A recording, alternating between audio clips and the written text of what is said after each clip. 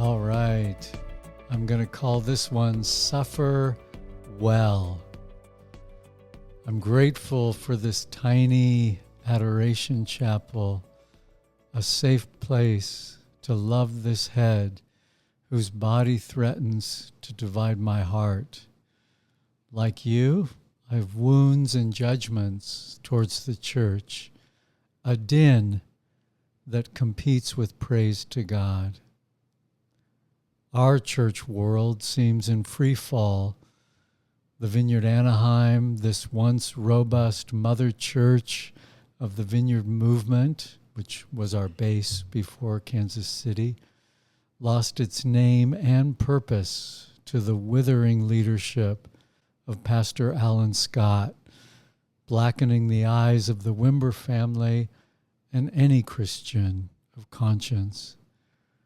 Our next home, IHOP Kansas City, barely exists today due to fallout from ex-leader Mike Bickle, who tried to manage his sexual sins alone, not unlike the now ex-pastor Robert Morris of Gateway Church in Dallas, which, by the way, is one of the biggest churches in America.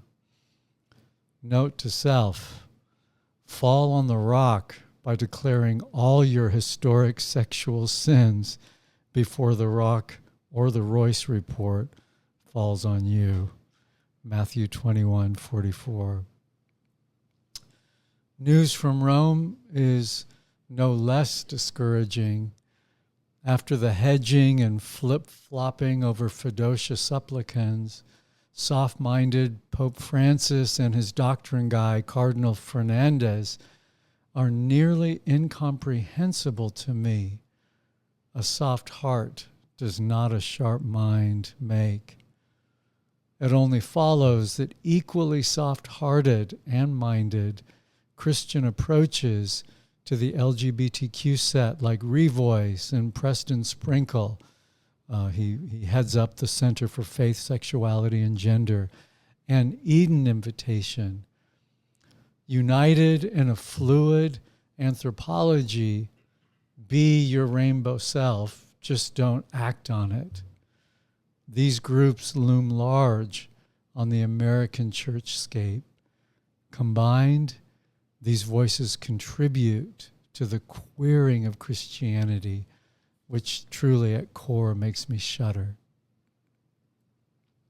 Before the host, I struggled to witness a kingdom church welling up with divine mercy to set captives free.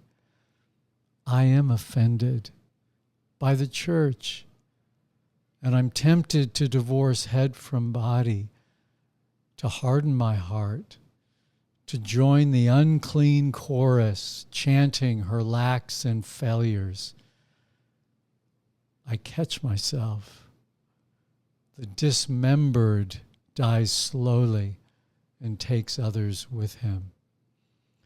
So I haul myself up before Jesus and ask for his heart to somehow align mine with his toward the church. I forgive members who betrayed and still confuse me. I reconsider grievances and gauge the intensity of my emotional response. I forgive again. Today's better than yesterday. I recall accusations against me and ask for mercy to see myself more clearly. And I remember Jesus loves this bride more than anything. Might he give me his heart for the fallen and misdirected?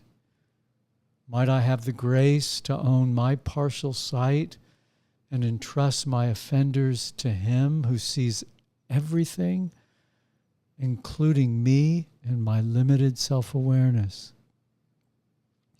I recall today's gospel when Jesus looked on the crowd and felt deep compassion for the harassed and helpless, sheep without a shepherd. I think of Christians scattered and disillusioned by churchmen who betrayed trust. I invoke this Jesus who invites us all to heal by welcoming his gaze of love and trusting him anew. His mercy, mightier than my wound, frees me to own membership.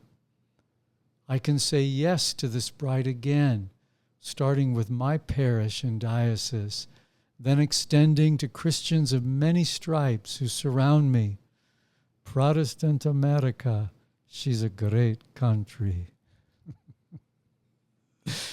Before the host, I renew my vows. Might my temporary affliction join with his wounds and find healing there, he who is betrayed over and over by blind churchmen.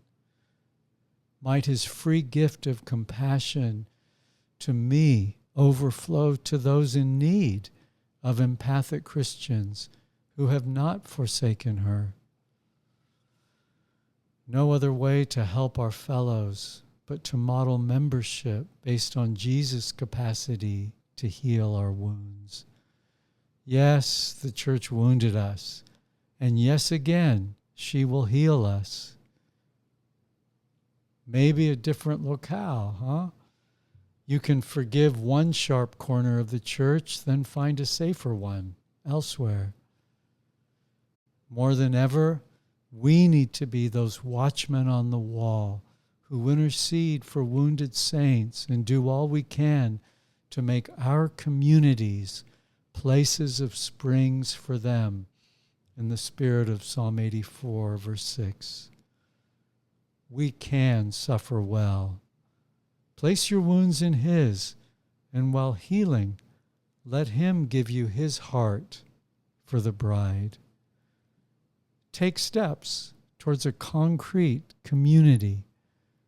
You are a necessary member, endowed with new mercies and wisdom. Suffer well. Your wounds can make you and others better.